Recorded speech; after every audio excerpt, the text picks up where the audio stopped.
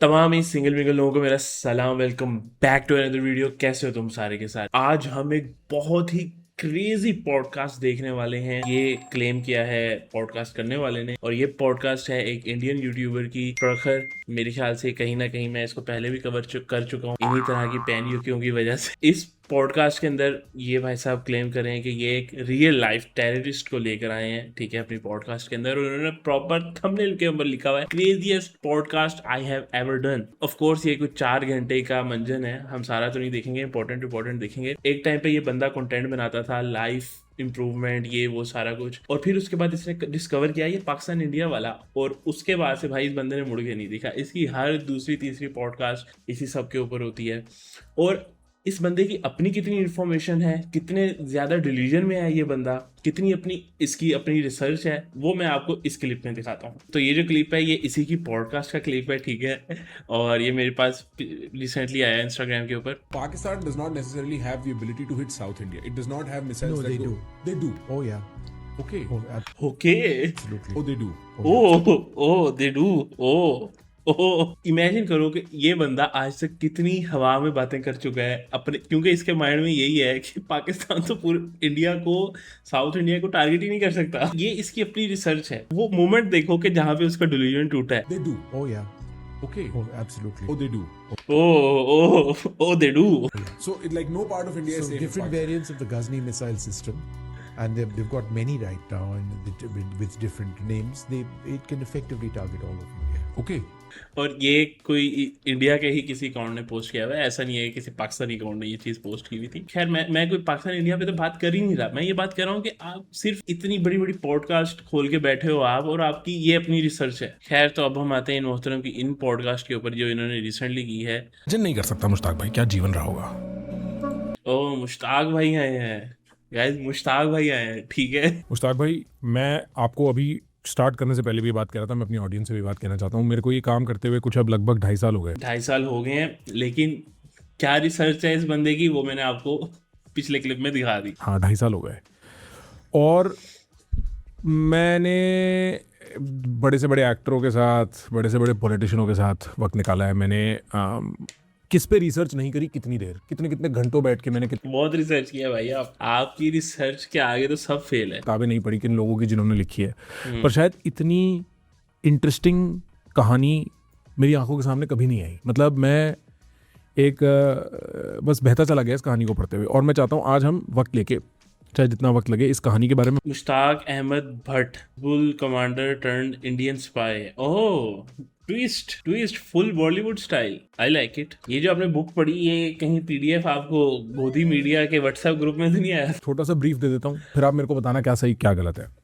आपकी कहानी कश्मीर में शुरू होती है। आप कश्मीर में प्री 1990 आपका बचपन निकला। आप अच्छा भाई, ये सवाल उसको बोलने देना, ये बातें उसको बोलने देना, वो बताएगा कि मैं कौन हूँ, मैं कब पैदा हुआ, मैं कहाँ से आया, किसने मुझे अप्रोच किया, कैसे मैं ये सारा कुछ शुरू किया। मैंने अपने से पहले ही उसके ऊपर सारा डाल दिया। कुछ गन्स और कोई पावर और गन्स के साथ रहना कुछ ठीक है, और वो रास्ता आपको रेडिकलाइज कर देता है। आप उस रेडिकलाइजेशन के तहत किसी तरीके से मिलिटेंट्स के साथ जुड़ जाते हो, आप एक मिलिटेंट बन जाते हो।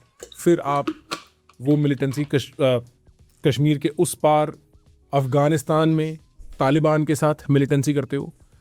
एक दिन आपको किसी वजह से आप बताओगे कैसे एहसास होता है कि ये तो सब पाकिस्तान का खेल है, ये तो असली है ही नहीं बात। ये जो जिहाद की ये बात करते हैं, ये सच्चा जिहाद है ही नहीं, ये तो इसमें कोई इंसानियत है ही नहीं। और फिर आप सरेंडर करते हो। अफगानिस्तान, तालिबान, फिर पाकिस्तान बीच में क्या से कहाँ से आ गया? पाकिस्तान भी तो उन्हीं से ही लड़ रहा है वैसे। मतलब मैं जानना चाहूंगा कि ये बंदा किस साइड पे है। करने के बाद आप इंडियन आर्मी ज्वाइन करते हो। आप ओह अच्छा, इंडियन आर्मी एक्सेप्ट कर भी लेती है। नाइस ही, अच्छा, ओह नाइस। ओ भाई, ये पाकिस्तान का जिहादी आया है, अब ये इंडियन आर्मी ज्वाइन करने आया है। ओ चलो, इसको अंदर ले लेते हैं, और फिर कुछ साल बाद ये पॉडकास्ट भी देगा जाके प्रखर के साथ। वाह जी वाह। साल सर्विस होती है, 31 साल, 1990 से 2021 तक। हाँ, कई ऑपरेशनों में आपका पार्ट रहता है, अंडर कवर भी और फिर कवर ब्लो होने के बाद भी। और तो इतनी एक्टिंग क्यों कर रहा है भाई? तुम क्यों बिना वजह एक्सप्रेशंस देने की कोशिश कर रहा है भाई? सीधा पॉइंट पे आना। इसको पता है कि यार जो मैंने रेवेन्यू निकालना है ना इस पॉडकास्ट से, ये पूरी वर्ल्ड की ऐसी आर्मी है जिसने कल के दहशतगर्द को अपनाया और इसको अपना बेस्ट दे दिया। और ठीक हो गया जी। ये तो बहुत ही, ये तो बिल्कुल वो स्टोरी है कि जिसको आप सुनते ही बिलीव कर लो। 100% भाई, वेरी वेरी इंटरेस्टिंग। उसने भी अपना बेस्ट दे दिया। ये बहुत बड़ी बात है मेरी आर्मी की, इंडियन आर्मी की, कि आप दुनिया में कहीं पर आपको ये मिसाल नहीं मिलेगी कि एक दहशतगर्द आ गया, उसने सरेंडर किया, फिर उसको भर्ती किया फौज में, और वो एक अफसर भी बना, जिम्मेदार भी बना, और उसने अच्छा काम करके दे दिया। ये इसी कॉन्स्टिट्यूशन में और इसी आर्मी में हो सकता है। तो इस आर्मी का तो वो भी हिस्सा है। वो कौन है? मेजर गौरव आर्या। पाकिस्तान का ऐसा हलवा बनाएंगे लाइन ऑफ कंट्रोल पे, इनको पता नहीं लगेगा सर मिसाइल कहां से गई कहां से आई। मैं मुश्ताक भाई, मेरे को अपने बचपन में ले चलो, कहाँ शुरुआत? ले चलो मुश्ताक भाई। मुश्ताक भाई कुछ इंटरेस्टिंग बताओ। Where do Kashmiri get guns from? हाँ ये सुनते हैं। मैं देखने से पहले ही बता सकता हूँ, पाकिस्तान से आती हूँ। अच्छा, और ये इन लोगों को ये पिस्तल और ये एके मिल कहाँ से रही थी जी? शुरू में कुछ लड़के पार गए थे, उन्होंने लाए, और एलसी पर भी ज्यादा रोक टोक नहीं। पार गए यानी कि पाकिस्तान आए। 4 पिस्टलें लाते थी, 4 एके लाके, कोई वो नहीं था। एक आध पोस्ट थी 6 7 किलोमीटर दूर, तो जंगल है, पहाड़ है, टेरेन खतरनाक है, तो लोग शुरू में लेके आए। कुछ लोग यहाँ पुलिस से भी लेके आए दिन में ही। पाकिस्तान होलसेल में दे रहा था, इन्होंने एलसी पर ही बिठा के पाकिस्तान होलसेल में? वाह जी। देखो, अगर तो पाकिस्तान दे रहा है तो फिर फ्री में क्यों नहीं दे रहा? अगर तो उसका मकसद यही है कि भाई इंडिया में जाओ और जाके ये सारी दहशतगर्दी करो, ये मारो, तो फ्री में क्यों नहीं दे रहा? होलसेल में क्यों दे रहा है? रखे थे। जो भी कश्मीरी आएगा उसको हथियार दे दो। कश्मीरी कुत्ता भी बॉर्डर क्रॉस करेगा, उसको हथियार दे दो।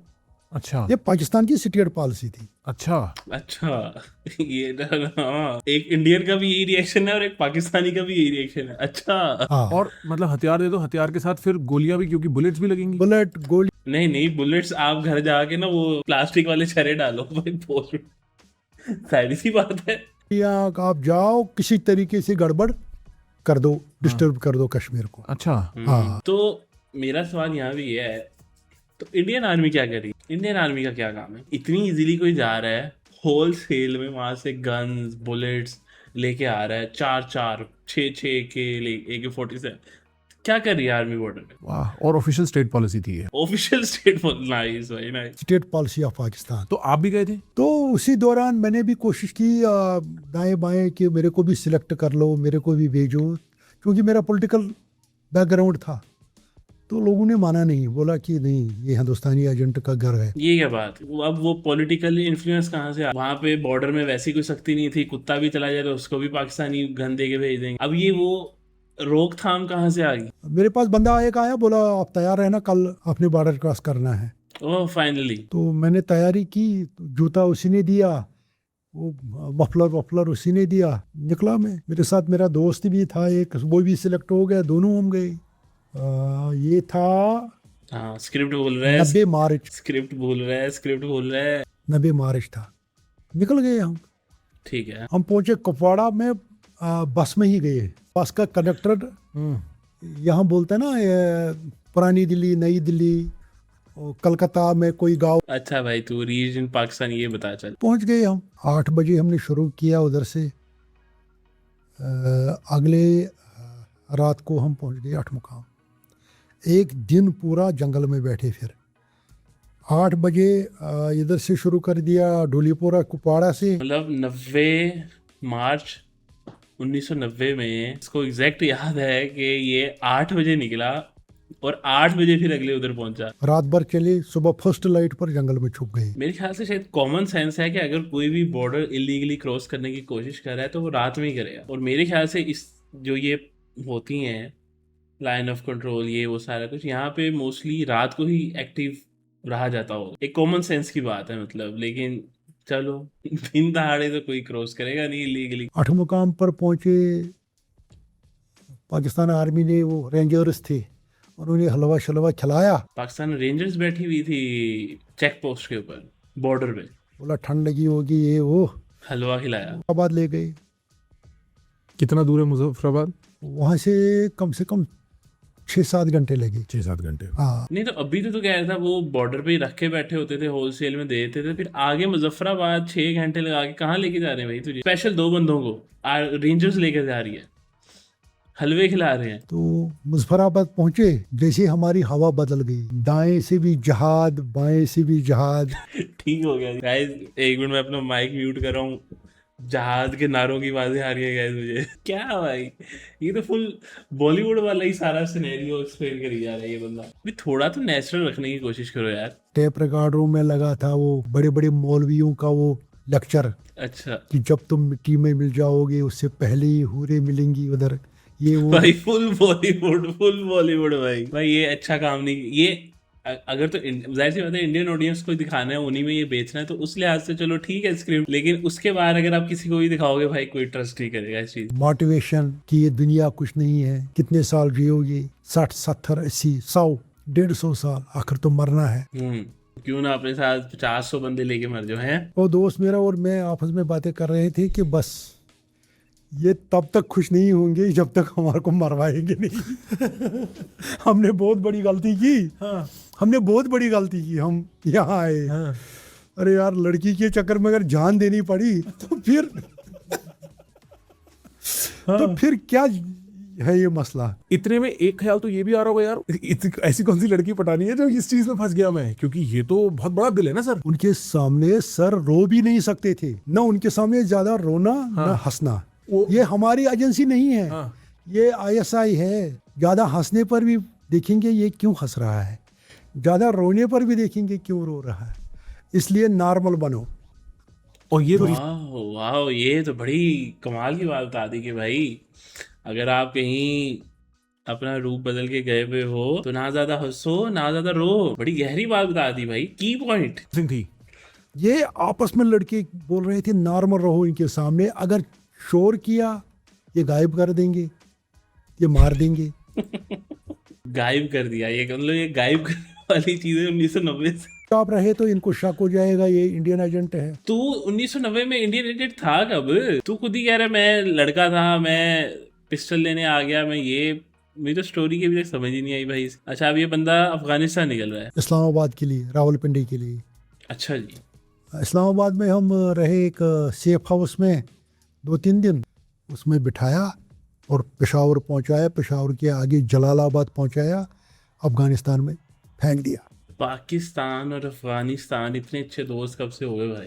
अफगानिस्तान से लिटरली लोग यहाँ पे अटैक कर रहे होते हैं और पाकिस्तान ऑफिशियली, पाकिस्तान की आर्मी अफगानिस्तान के ऊपर अटैक कर रही होती है। तो ये तो मुझे कोई सेंस ही नहीं बनाता हुआ दिख रहा। और अफगानिस्तान के तो वैसे ही इंडिया के साथ इतने अच्छे वो ताल्लुकात हैं, वो तो अब मतलब बिल्कुल ही ऐसे जी जनाब जी हजूर वाले ताल्लुकात हैं। शलवार कमीज, एक अफगानी टोपी, अफगानी गुमचा, क्या वो तो जो अफगान वाले लोग पहनते हैं, है ना, ग्लोबन टाइप, वो दे दिया और जूता दे दिया वही अफगान टाइप। बोला ये जो भी कश्मीरी कपड़े तुम्हारे हैं ये सब जला दो। मतलब पाकिस्तान में भी कश्मीरी कपड़े ही चल रहे थे अभी तक, या किसी जगह छुपा दो जमीन के नीचे। यहाँ तुम लोगों को कश्मीरी में बात करना मना है, उर्दू में बात करना मना है, बात ही ना करो। अगर कुछ सीखोगे पश्तो वश्तो उसमें बात कर लो, यहाँ बात नहीं करना। ये एक ऐसा एजेंट आया है जो जहाँ पे जा रहा है उसको अपनी लैंग्वेज में बात करना मना है, लेकिन जहाँ वो जा रहा है उसको वहाँ की लैंग्वेज पहले सिखाई ही नहीं गई। तो ये तो ब्रेन वॉश बात है,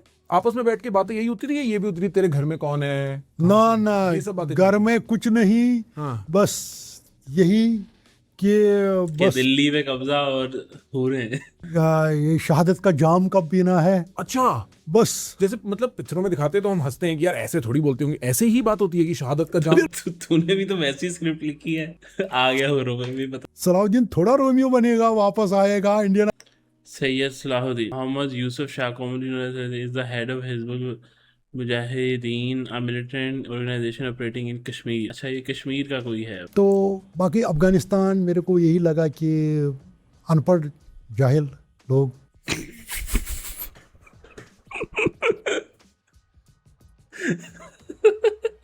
भाई देखो भाई, हमारा कोई लेना देना नहीं है एज अ पाकिस्तानी। भाई इंडियंस और अफगानिस्तान बड़े प्यार भाई हैं, ठीक है। और ये एक बंदा है जो अफगानिस्तान से हो गया है इंडियन, और ये उसके फीडबैक है ये उसका। 73 के करीब थे हम ग्रुप। कलारोस पहुंचे, गए ये 2 जाने, आए 73, तो बाकी 71 कौन थे? कलारोस से हम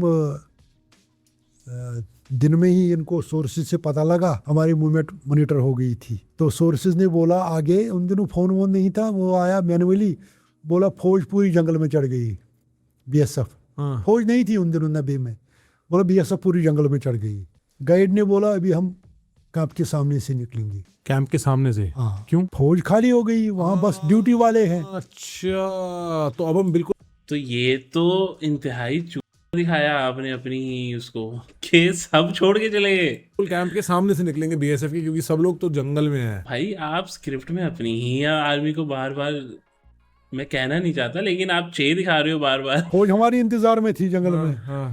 तो हम निकल गए कैंप के सामने से। कैंप में वही थे संतरियों में हमला करने की वो नहीं है। हाँ। क्यों? उनको मैन पावर नहीं है।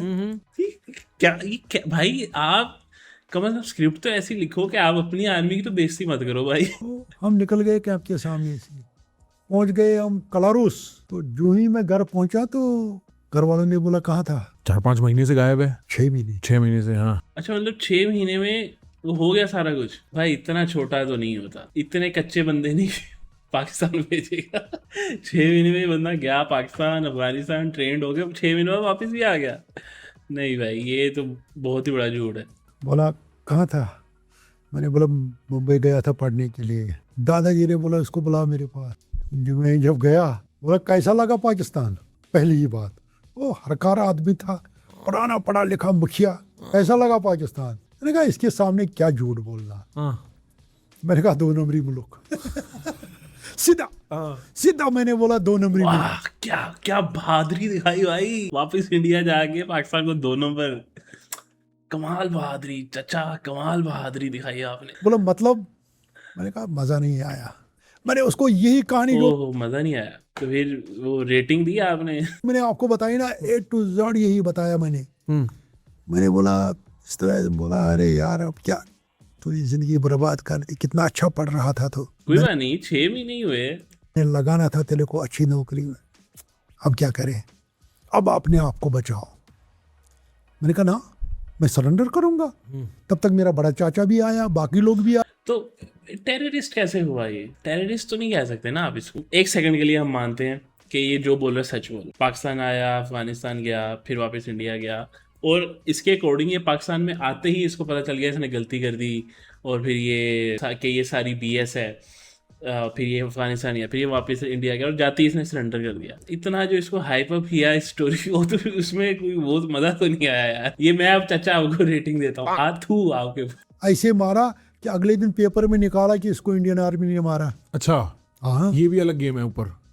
ये अलग गेम है। अच्छा, बट मेरे को पता था। इससे मुझे एक बात याद आई कि जैसे अभी आपने इंडिया में देखोगे तो पता नहीं कश्मीर फाइल्स, केरला फाइल्स, फलाना फाइल्स, ढिमकाना फाइल्स, जिसको कुछ लोग प्रोपेगेंडा कहते हैं, कुछ लोग उसको सच भी मानते हैं, बट लेकिन एटलीस्ट वो मूवीज बनी, उनको प्रमोट किया और प्रॉपर हर जगह पे सिनेमाज में लगी। और अभी रिसेंटली दिलजीत दोसांझ की एक मूवी थी, वैसे तो वो काफ़ी देर पहले रिलीज़ होनी थी, पंजाब 95, उसको नहीं होने दिया रिलीज़। उसमें पता नहीं 100 से ज़्यादा कट्स उन्होंने कहा कि ये लगाओ। फिर रिसेंटली नाम चेंज करके एक OTT पे मेरे ख्याल से रिलीज़ की गई और लोगों ने डाउनलोड की, और ये वो सारा कुछ। और फिर वो पिछले कल मैंने बैठ के मैंने भी देखी चीज़ को, क्यों इतना छुपाया जा रहा है, क्यों इतना उस पर वो सब कुछ किया जा रहा है, और वो OTT से भी फ़ौरन ही 1-2 दिन बाद हटा दी गई, और बाय द वे लोगों ने डाउनलोड पे अभी मैंने कल भी देखी, और मैंने देखा कि कितना जो है वो उस टाइम पे कत्लेआम हुआ। तो मैं बेसिकली पूछना ये चाह रहा हूँ, क्या ये रियलिटी है, या क्या ये इतना बड़ा प्रोपेगेंडा है कि इसको रिलीज ही नहीं होने दिया जा रहा, या फिर ये इतना बड़ा सच है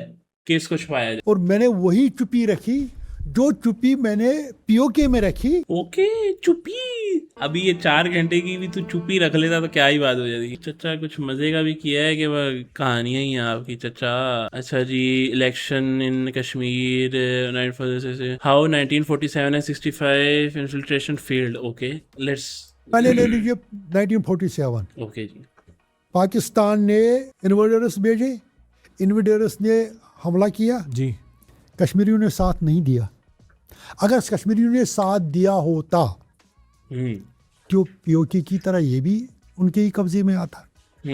तो यहाँ कश्मीरियों ने साथ नहीं दिया। नहीं दिया साथ। नहीं दिया तो फिर वो इतने सालों से सुनते आ रहे हैं हम, कश्मीर में लॉकडाउन लगे हुए हैं, आर्मी इतनी तैनात है, सबसे ज्यादा आर्मी ही वहीं पे तैनात है, ये है वो है। जब वो पाकिस्तान का साथ नहीं देते तो फिर वहां पे आप लोगों ने इतनी रिस्ट्रिक्शंस क्यों लगाई हुई हैं? उनको फ्रीली क्यों नहीं रहने देते? पूरा फाइनेंस साउथ कश्मीर का मैं ही हैंडल करता था। अच्छा, तो आपकी ये मतलब 1 साल में इतनी तरक्की हो गई थी आपकी? मेरे भाई प्रखर को ही यकीन नहीं हो रहा कि चाचा ने कितनी फेंकना शुरू कर दिया। उसमें इसका मेन रोल है ये जो अभी पुलवामा हुआ है, जो 2017 में हुआ, हुआ है जी। हाँ। जो पुलवामा पुलिस लाइन पर हुआ, हाँ, उसमें अजहर मासूद का डायरेक्ट इन्वॉल्वमेंट था। अच्छा। तो चाचा रोका क्यों नहीं फिर तूने तो बड़ा फाइनेंस भी कर लिया था, ब्रिगेडियर की बेटी के साथ पाकिस्तान घूम रहा था, सारा कुछ था, अजहर मसूद जो भी है उसके साथ तू टाइम गुजार रहा था। ये तो वो धुरंधर वाला हो गया ना कि पहला एक अटैक वो हो भी जाता है, उसके वहां होते हुए इंटेलिजेंस भी भेजता है, हो भी जाता है, फिर उसके बाद पार्ट 2 में वो रोकता है चीजें। चाचा ने मेरे ख्याल से अपने आप को जो है ना वो स्पाई बना लिया, वही वाला। अच्छा जी, तो कवर ब्लोन हो जो चुका है बचे हैं इसी दौरान आई गॉट एक्सपोज। कैसे? भाई। इतना खुले आम इतना सब कुछ करता फिर रहा था और ऐसे को अभी तक पता ही नहीं चल रहा था तेरा। चाचा कोई कुछ तो स्टोरी तो सुनाओ यार, इतनी इंपॉर्टेंट चीज है, हो गया ये क्या बात है? एक्सपोज कैसे हुआ मैं, उसमें भी चाचा को सोचना पड़ रहा है। इतना को उसने सोचा था ये तो सवाल पूछा ही नहीं जाएगा। अब यहाँ बैठे बैठे जो है ना स्टोरी बनानी पड़ती। आप लिटरली देख सकते हो कि बंदा बैठा अब सोच रहा है। अपना ही बेवकूफ दोस्त था, बस मतलब बेवकूफ दोस्त से बेहतर है चालाक दुश्मन। एक बेवकूफ दोस्त था, भाई ऐसे बंदे तो बेवकूफ दोस्त रखते ही नहीं है। बेवकूफी की जिसकी वजह से अब एक्सपोज हो गए। क्या बेवकूफी? थोड़ा चाचा, जब मार्च 2090 में 8 बजे आप निकले, 8 बजे आप पहुंचे, आपको एक चीज याद है, तो ये भी थोड़ा डिटेल में बताओ ना। क्या बेवकूफ़ी कर दी ऐसी? दारू पीजिए, बेवकूफी की। किसी के सामने कुछ कह दिया, चलो उसको पता था। अब इसको बताना पड़ रहा है, इसको स्टोरी पूरी करनी पड़ी है। कितने लोगों को पता था अभी तक कि आप अंडर कवर हो? मेरे Family ग्रुप को पता था? मेरे ग्रुप के बगैर किसी को पता नहीं था। फैमिली को? ना, फैमिली को भी नहीं पता था। तो ये जो दोस्त था ये ग्रुप में ही था? ये दोस्त एजेंसी का ही था, एजेंसी का दोस्त था, इंडियन ये किसी- एजेंसी का? ये किसी एजेंसी का था, ये बीएसएफ का था। अच्छा। फिर अपनी आर्मी को बंदे को बेवकूफ कह दिया। भाई बेइज्जती करने आए हो क्या अपनी आर्मी की? उसने दारू पी के कहीं कह दिया, उसने बक दिया, उसको कहना नहीं बोलते हैं, उसको उन्होंने बक दिया किसी पर। और ये बका किसी मिलिटेंट के सामने? ना, फिर वो उसके सोर्स थे,